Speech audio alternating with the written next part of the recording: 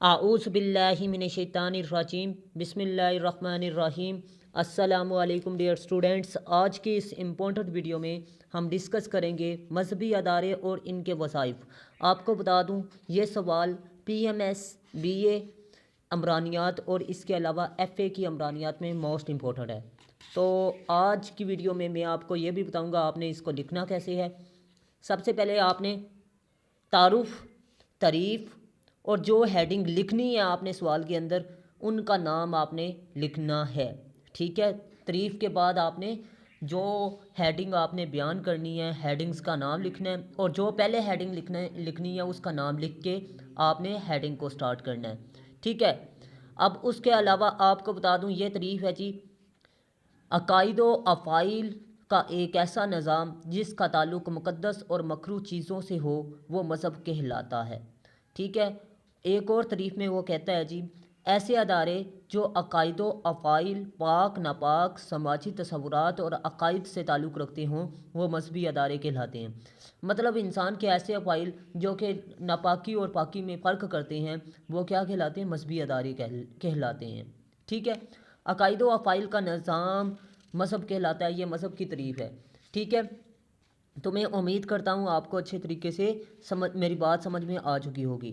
अब मसालों को डिस्कस करते हैं। इन अदारों में बैतुल्लाह शरीफ, रोज़ा हज़रत मोहम्मद सल्लल्लाहु ख़ातमुन नबीय्यीन सल्लल्लाहु अलैहि वसल्लम वसल्लम, मसाजिद, दीनी मदारिस, ईद उल फितर और ईद उल अज़हा वगैरह शामिल है। अब बात करते हैं मजहबी अदारे की एक और तारीफ़ कौन सी है। ये सबसे आसान है, ये कर लीजिएगा। मज़हब एक ऐसा मशरती अदारा है जो मुक़द्दस यानी पाक और नापाक में तमीज़ सिखाता है, मतलब फ़र्क करना सिखाता है। ये मजहबी अदारे कहलाते हैं। मतलब ये है कि माशरे में एक अदारा ऐसा भी होता है जो कि एक तालिबे इल्म को या किसी भी इंसान को ये सिखाता है कि हमारे माशरे में एक पाक चीज़ है और एक नापाक चीज़ है, एक अच्छी चीज़ है, एक बुरी चीज़ है, और हमने फ़र्क करके बुरी चीज़ से किस तरह बचना है, ये मजहबी अदारे का फ़र्ज़ है। यानी मजहबी अदारा ये सिखाता है उस इंसान को या उस तालिबे इल्म को। ठीक है।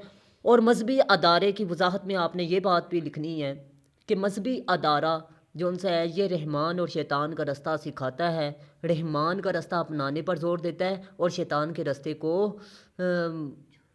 रास्ते से किनारा कशी इख्तियार करने का दरस देता है। मजहबी अदारे के वज़ाइफ को डिस्कस करते हैं जी। सबसे पहली हेडिंग है, आपने अब तारीफ़ लिख दी, उसके बाद तारुफ में आपने ये लिखना है कि मजहबी अदारे का पहला वजीफ़ा सकाफ़ती इक़दार और अकायद की तलीम है। मजहबी अदारे हमें सकाफ़ती इक़दार, रवायात, अकायद की तलीम देते हैं, परवरिश करते हैं, इनकी हिफाजत करते हैं, अफराद को इनसे रोशनास कराते हैं और इनकी इंसानी ज़िंदगी में अहमियत को उजागर करते हैं। मतलब ये है कि मजहबी अदारे हमें सकाफ़त से आगाह करते हैं और उसकी हिफाजत करने और उससे उसकी पहचान करने में और इंसान की ज़िंदगी में उसकी अहमियत क्या है, ये सब कुछ मजहबी अदारे हमें बताते हैं या इसकी तालीम देते हैं कि हमारे आबाओ अजदाद ने जो अच्छी आदात थी वो हमें किस तरह दी, उसकी हिफाजत हमने किस तरह करनी है और इसकी क्या अहमियत है। ये मजहबी अदारे का काम है। आगे, मजहबी तलीम की नस्ल दर नस्ल मुंतकिली। मजहबी तलीम अमल और रवायात को अगली नस्ल तक पहुँचाते हैं, जिससे इंसानी नस्ल में एक तसलसल कायम रहता है। मजहबी इक़दार आने वाली नस्लों की हिफाजत करता है।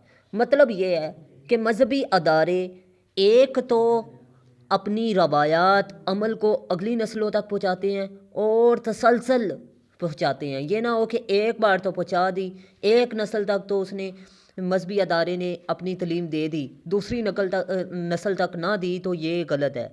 बल्कि वो तसलसल के साथ तलीम देते हैं ताकि आने वाली नस्लों तक हिफाजती तरीके से इसकी रसाई मुमकिन हो सके। तीसरा है जी, माशरती मामूलात को अकायदों और रस्म व रवाज की फराहमी। मजहबी अदारे दुरुस्त गलत के म्यार हैं। माशरे में इसकी तमीज़ कायम करना, ان کا ایک اہم کام ہے۔ مذہبی ادارے معاشرتی معمولات کو اقدار، عقائد اور رسم و رواج کا مواد فراہم کرتے ہیں۔ عید الفطر اور عید الاضحیٰ پر فطرانہ اور قربانی کی جاتی ہے جو کہ خصوصی عقائد میں شامل ہے۔ ہاں جی، کہ وہ کہہ رہا ہے کہ مذہبی اداروں کا کام ہے کہ وہ درست اور غلط کا معیار قائم کریں ایک، اور معاشرے میں جو ان سے اچھے کام ہیں ان کو نسل در نسل آگے بھی بڑھائیں۔ جیسے کہ عید الفطر میں ہر بار کہا جاتا ہے کہ آپ فطرانہ ادا کریں، اور عید الاضحیٰ پر ہر بار کہا جاتا ہے آپ قربانی کریں۔ یہ نسل در نسل اور لگاتار ایک تسلسل کے ساتھ آتا ہے، یہ رسم و رواج ہے، ٹھیک ہے۔ آگے صحیح اور غلط کے معیار کا قیام۔ مذہبی ادارے سچ اور جھوٹ، درست اور غلط کے معیار قائم کرتے ہیں جن پر لوک ریت، معروف آداب اور قوانین کی بنیاد رکھی جاتی ہے۔ آگے دیکھیں جی، معاشرے میں ضبط کا قیام یعنی ایک قانون کا قیام۔ مذہبی ادارے برداشت، تحمل کے ذریعے قانون کی تابعداری کرواتے ہیں، مطلب قانون پر عمل درآمد کرواتے ہیں اور معاشرے میں ضبط قائم کرتے ہیں۔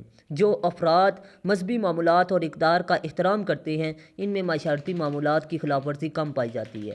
مطلب یہ ہے مذہبی ادارے جو ان سے ہیں یہ معاشرے میں صبر اور برداشت کا درس دیتے ہیں، اور جو لوگ ان اقدار پر کا احترام نہیں کرتے ان میں معاشرتی معمولات کی خلاف ورزی پائی جاتی ہے، ٹھیک ہے۔ اور یہ جو ان سی خلاف ورزی ہے اس کو ختم کرنا مذہبی اداروں کا کام ہے، ٹھیک ہے۔ مشکل حالات میں صبر و سکون کی ترغیب دینا، ہاں جی، کہ مذہبی ادارے افراد کو مصیبت اور پریشانی کی حالت میں صبر و سکون کی ترغیب دیتے ہیں جس سے افراد کی پریشانی میں کمی ہوتی ہے اور وہ سکون حاصل کرتے ہیں۔ اس میں آپ ایک شعر بھی لکھ سکتے ہیں کہ دن اچھے بھی آئیں گے ناصر، غم نہ کر زندگی پڑی ہے ابھی، یہ بھی لکھ سکتے ہیں۔ اور ایک آیت کا ترجمہ بھی ہے، اس کا مفہوم بھی آپ لکھ سکتے ہیں کہ قرآن مجید میں آتا ہے کہ تمہارا کل تمہارے آج سے بہتر ہوگا، یہ آپ لکھ سکتے ہیں۔ غریب اور نادر کی معاشی ضرورتوں کی تکمیل۔ غریبوں کی امداد اسلام کے اہم اداروں میں سے ایک ہے۔ مذہبی ادارے غریب، نادر، بیوہ، یتیم، مسکین، مسافر، معذور اور اپاہج افراد کی معاشی ضرورتوں کی تکمیل کا باعث بنتے ہیں۔ جیسے اسلام میں صدقہ، خیرات، زکوٰۃ، فطرانہ کو ان افراد پر خرچ کرنے کا حکم ہے۔ آپ کو یہ بتا دوں کہ آپ کے پاکستان میں سب سے زیادہ مذہبی ادارے جو ان سے ہیں وہ غریبوں کو سپورٹ کر رہے ہیں۔ آپ کو سب سے اہم ترین مثال دے دوں، جیسے کہ آپ ٹی ایل پی کے مذہبی ادارے دیکھ سکتے ہیں۔ اس کے علاوہ مزید پاکستان میں کچھ مذہبی ادارے ہیں جو کہ غریبوں کی مدد کرتے ہیں۔ آپ دیکھ سکتے ہیں جی مدرسوں کی مثال، جو کہ مکمل طور پر غریبوں کو سپورٹ کرتے ہیں، یتیموں کو سپورٹ کرتے ہیں، ٹھیک ہے۔ نیکسٹ، ثقافت کی بنیاد۔ مذہبی ادارے عقائد، رسومات، اقدار اور رواجوں پر مشتمل ہوتے ہیں جو کسی بھی ثقافت کا مغز کہلاتے ہیں۔ کیا کہلاتے ہیں؟ مغز، ٹھیک ہے، دماغ کہلاتے ہیں، یعنی پوری ثقافت ان کے گرد گھومتی ہے۔ اسی لیے یہ ادارے انسان کی ثقافت کو بھی بے حد متاثر کرتے ہیں۔ جیسے پاکستانی ثقافت کے کئی پہلو اسلام سے حاصل کردہ ہیں۔ مطلب یہ ہے کہ وہ کہہ رہے ہیں مذہبی ادارے جو ان سے ہیں ان کی بنیاد ہی ثقافت پر رکھی جاتی ہے، ٹھیک ہے۔ جیسے کہ آپ لوگ دیکھ سکتے ہیں کہ اسلام میں مرد کو شلوار قمیض ڈالنے کا حکم ہے، مکمل پردے کا حکم ہے، ٹھیک ہے۔ جبکہ مغرب میں اگر آپ دیکھیں تو وہاں پر یہ چیزیں نہیں ہیں، وہاں پر مکمل طور پر ثقافت ان کی چینج ہے، ٹھیک ہے۔ حلال، حرام اور پاک ناپاک میں فرق۔ مذہبی ادارے حلال و حرام اور پاک و ناپاک چیز میں فرق بتاتے ہیں۔ جیسے اسلام میں سود، شراب اور سور کے گوشت سے منع کیا گیا ہے، انہیں حرام قرار دیا گیا ہے۔ آپ کو بتا دوں کہ یہ مذہبی ادارے ہیں جو کہ بتاتے ہیں کہ حلال کیا ہے اور حرام کیا ہے۔ زنا کرنا حرام ہے اور شادی کرنا حلال ہے، یہ مذہبی ادارے سکھاتے ہیں۔ یا پھر رشوت لینا حرام ہے اور ایمانداری سے کام کرنا حلال ہے۔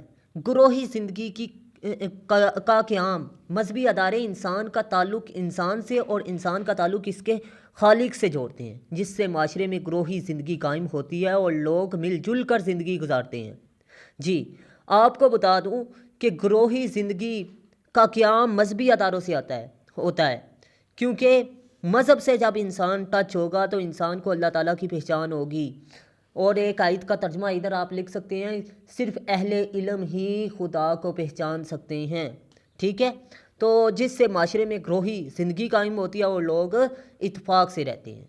آگے جی، خاندان کی بنیاد نکاح پر قائم ہوتی ہے۔ جب ایک مرد اور عورت نکاح کے ذریعے رشتہ ازدواج میں جڑتے ہیں تو ایک خاندان کی بنیاد پڑتی ہے۔ نکاح کروانا اور اس کو خاندان کے لیے لازم قرار دینا مذہبی ادارے کا کام ہے۔ اس نکاح سے خاندان وجود میں آتے ہیں، جس سے معاشرہ افراد کو ایک مقام حاصل ہوتا ہے اور گروہی زندگی قائم ہوتی ہے۔ وہ کہہ رہے ہیں کہ مذہبی ادارے ہیں جن کی وجہ سے نکاح ہوتا ہے، اگر مذہبی ادارے نہ ہو تو نکاح کہاں سے ہو؟ تو پھر ایک خاندان کس طرح وجود میں آئے؟ اسی طرح کہا جا سکتا ہے مذہبی ادارے خاندان کی بنیاد کا ذریعہ ہیں، جس سے ایک گروہی خاندان بنتا ہے اور اس سے کیا ہوتا ہے؟ گروہی زندگی قائم ہوتی ہے، ٹھیک ہے؟ آگے جی، توکل کی ترغیب۔ مذہبی ادارے انسان کو توکل کی ترغیب دیتے ہیں، یعنی انسان کو مکمل طور پر یہ سکھاتے ہیں کہ اے انسان تو مکمل طور پر یقین کس پر رکھ؟ اللہ تعالیٰ پر۔ یہ نہیں کہ کسی انسان پر مکمل طور پر تم یقین رکھو، کیونکہ آپ کو بتا دوں کہ انسان سب سے زیادہ ٹینشن اور اس کے علاوہ ڈپریشن کا شکار تب ہوتا ہے جب وہ مکمل طور پر دوسرے انسان پر یقین کرتا ہے۔ تو ہمیں دوسروں پر یقین نہیں کرنا چاہیے، ہمیں صرف اللہ تعالیٰ پر یقین کرنا چاہیے۔ اور اللہ تعالیٰ اگر کسی سے نیکی بھی کرتے ہیں تو اس نیکی کا مقصد کیا ہونا چاہیے کہ میں اللہ کی رضا کے لیے کر رہا ہوں، میں اس سے امید نہیں رکھوں گا کہ یہ میرے سے نیکی کرے گا۔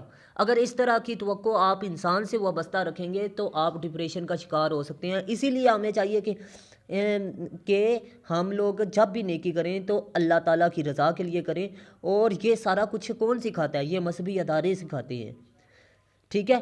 عالمی بھائی چارے کی تعلیم۔ آگے دیکھیں جی، مذہبی ادارے انسانیت کی تعلیم دیتے ہیں اور آپس میں مل جل کر رہنے کی تعلیم و ترغیب دیتے ہیں، جس سے مختلف فرقوں اور مذاہب کے لوگ مل جل کر رہتے ہیں، ایک بھائی چارے کی فضا قائم ہوتی ہے۔ مطلب یہ ہے کہ مذہبی ادارے انسانیت کی تعلیم دیتے ہیں اور انسان سے محبت کرنے کی تعلیم دیتے ہیں، مختلف فرقوں اور مذاہب پر تنقید کرنے کی تعلیم نہیں دیتے۔ اور ہمارے مذہبی ادارے آج کے دور میں ایک دوسرے کی مکمل طور پر مخالفت کر رہے ہوتے ہیں، اور یہ چیز بہت ہی غلط ہے، ٹھیک ہے؟ اب میں آپ کو بتا دوں یہ دوسری بک میں سے ہے، اور دوسری بک میں سے میں نے اس لیے آپ لوگوں کو یہ ہیڈنگ دکھائی ہیں تاکہ آپ زیادہ سے زیادہ ہیڈنگ لکھ سکیں۔ تو معاشرتی ضابطہ میں آپ کو بتا دوں، یہ میں آپ کو پہلے پڑھا چکا ہوں، اور یہ معاشرے میں ضابطے کا قیام، یہ وہی ہیڈنگ ہے، یہ کر لیں یا وہ کر لیں، ایک ہی ہیڈنگ ہے، ٹھیک ہے؟ اب نفسیاتی تسکین، جس طرح انسان کی بہت سی جسمانی ضروریات ہیں، مثلا خوراک، لباس اور رہائش، اسی طرح انسان کی بہت سی نفسیاتی ضروریات بھی ہیں جن کا پورا ہونا بہت ضروری ہے۔ اگر یہ نفسیاتی ضروریات پوری نہ ہوں تو انسان ڈپریشن کا شکار ہو جاتا ہے، اور مذاہب کی پیروی کر کے افراد کو نفسیاتی تسکین حاصل ہوتی ہے۔ جب افراد نفسیاتی طور پر مطمئن ہوتے ہیں تو وہ بہت احسن طریقے سے اپنے کام سر انجام دیتے ہیں اور معاشرتی زندگی سے مطابقت پیدا کرتے ہیں، ٹھیک ہے؟ اسی طرح کہا جا سکتا ہے کہ مذہبی ادارے جو ان سے ہیں یہ انسان میں نفسیاتی تسکین کا سبب بنتے ہیں، ٹھیک ہے؟ اور یہ پوائنٹ حقیقت بات میں بتا رہا ہوں کہ بالکل ٹو دا پوائنٹ اس نے کہا ہے۔ آگے بات کرتے ہیں جی تربیت۔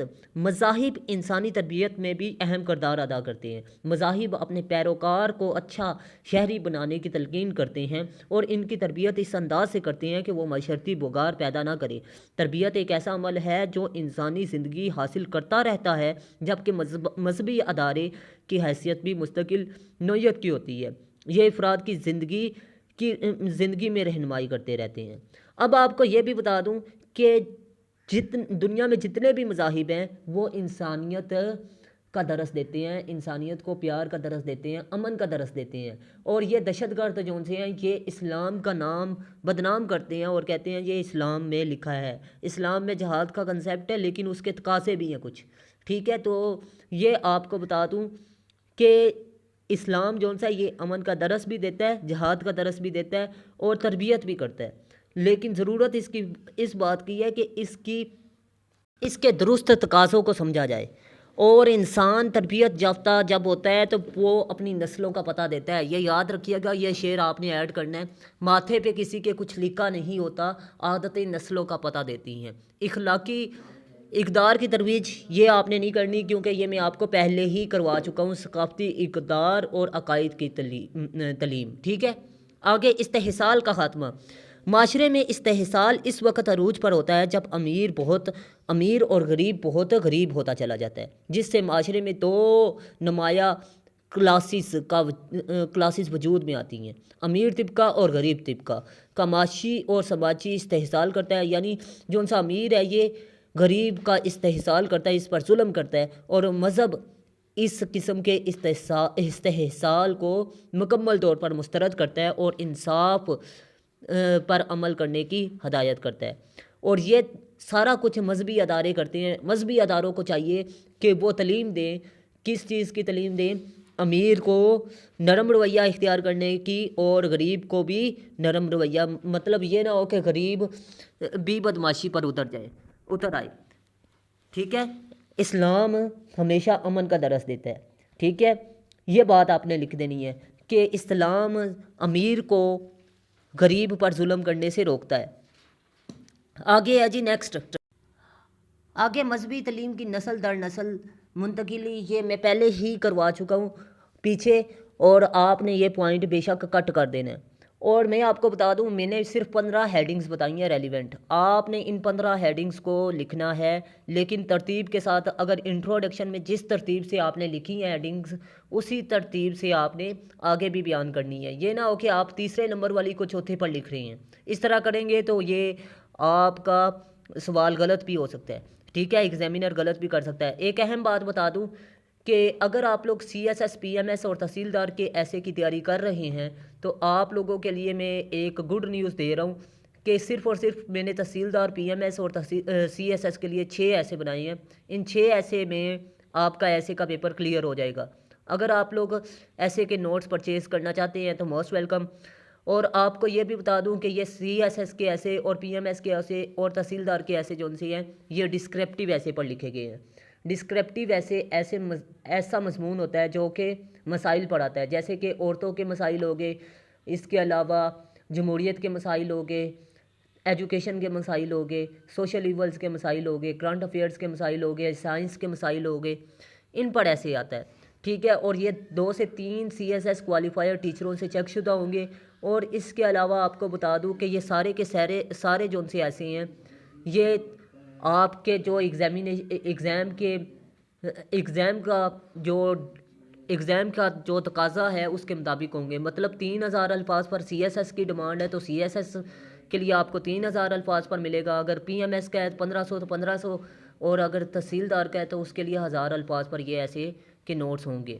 اگر آپ لوگ نوٹس پرچیز کرنا چاہتے ہیں تو موسٹ ویلکم۔ ایک ایسے میں 100 ایسے کلیئر ہوں گے، اور اس کے علاوہ اگر 6 ایسے آپ بائی کرتے ہیں تو 600 ایسے کلیئر ہوں گے، کیونکہ ہر ایسے کو لکھنے کا انداز الگ الگ ہوتا ہے، ٹھیک ہے۔ اور ایسے جو ان سے ہوتی ہیں، ایسے کے نوٹس میں آپ کو بتا دوں، ان کا خالی یہ مقصد نہیں ہوتا پیسے کمانا، بلکہ آپ کو یہ بتا دوں کہ اسٹوڈنٹ کی رہنمائی کرنا ہوتا ہے، ٹھیک ہے۔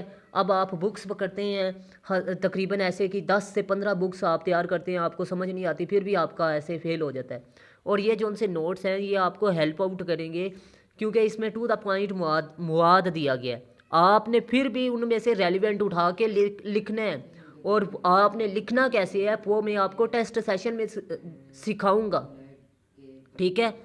آگے بات کرتے ہیں جی گروہی زندگی کی ترغیب، یہ میں آپ کو پہلے ہی سمجھا چکا ہوں، اور گروہی زندگی کا قیام ہیڈنگ ہے جو میں آپ کو پہلے کروا چکا ہوں۔ آگے ہے جی 8واں پوائنٹ، مسائل کا حل۔ انسان پیدائش کے ساتھ ہی مسائل میں گر جاتا ہے، کیونکہ یہ پاکستان ہے، یہاں تو مسائل تب سے ہی شروع ہو جاتے ہیں جب انسان پیدا ہوتا ہے۔ ویسے بھی اللہ تعالیٰ نے قرآن مجید میں فرمایا ہے کہ مومن کے لیے یہ دنیا جہنم ہے، اور کافر کے لیے یہ دنیا کیا ہے؟ جنت، ٹھیک ہے۔ یہ آپ لکھ سکتے ہیں۔ جو انسان بڑا ہوتا جاتا ہے اس کے مسائل میں اضافہ ہوتا جاتا ہے۔ آپ کو یہ بھی بتا دوں کہ آپ لوگوں نے یہ اکثر دیکھا ہوگا کہ پہلے اتوار کھیلوں میں گزرتی تھی، آج کل آپ بڑے ہو گئے ہیں تو آپ کی اتوار مصروفیات میں گزرتی ہے۔ یہ انسان کی زندگی ہے جی۔ تمام مذاہب و مسائل کے حل کے لیے اپنی تشریحات پیش کرتے ہیں۔ ان کے پیروکار بھی جب معاشرتی زندگی میں کسی مسئلے کا سامنا کرتے ہیں تو وہ اپنے مذہب سے رہنمائی لیتے ہیں۔ ٹھیک ہے، یہ آپ نے بات لکھ دینی ہے۔ آگے ہے جی مساوات کا درس۔ مذہب ایک ایسا ادارہ ہے جو معاشرے میں مساوات کا درس دیتا ہے۔ مذہب میرٹ کو پسند کرتا ہے، اس بات کا درس دیتا ہے کہ آپ لوگ اپنے پسندیدہ بندے کو سلیکٹ نہ کریں، رشوت کی بنیاد پر فیصلہ نہیں ہونا چاہیے، بلکہ ایک ایسے شخص کو موقع دیں جو واقعہ اس کا حقدار ہے۔ مذاہب عموماً مساوات کی تعلیم دیتے ہیں اور اس کے علاوہ ان کے نزدیک مساوات ہرگز یہ نہیں کہ سب کو برابر ملنے چاہیے، بلکہ ان کے نزدیک جس کا جتنا حق ہے اس کو اتنا حق ملنا چاہیے، کیونکہ قرآن مجید میں ہے آپ نے یہ آیت لازمی لکھنی ہے کہ آج جاننے والے اور نہ جاننے والے برابر ہو سکتے ہیں۔ یہ آپ نے لکھ کے مساوات پر اینڈ کر دینا پیراگراف کو۔ اب آپ کو بتا دوں حرف آخر آپ نے جب لکھنا ہے، حرف آخر میں آپ نے کیا لکھنا ہے؟ حرف آخر میں آپ نے سب سے پہلے اچھی شروعات لکھنی ہے، مطلب آپ نے مذہبی ادارے کی تعریف لکھی، اس کے بعد آپ نے جو پوائنٹ اوپر ڈسکس کیے ہیں سوال میں ان کا ذکر کر دینا ہے۔ اسی طرح کہا جا سکتا ہے مذہبی ادارے معاشرے کی ترقی میں ایک اہم کردار ادا کرتے ہیں۔ بس یہ آپ کا کنکلوژن ہو گیا ختم۔ اور اس کے علاوہ اگر کوئی چیز سمجھ میں نہیں آئی تو اگین ویڈیو دیکھیے گا، اگر پھر بھی نہ سمجھ آئے تو تھرڈ ٹائم دیکھیے گا، انشاءاللہ آپ کو لازمی سمجھ آ جائے گی۔ اگر آپ لوگوں کو پھر بھی نہ سمجھ آئے تو میرے واٹس اپ نمبر پر رابطہ کریں، انشاءاللہ میں آپ کو گائیڈ کر دوں گا۔ ملتے ہیں اس طرح کی نیکسٹ انفارمیٹیو ویڈیو میں، تب تک کے لیے اللہ حافظ۔ پاکستان زندہ باد، پاکستان پائندہ باد۔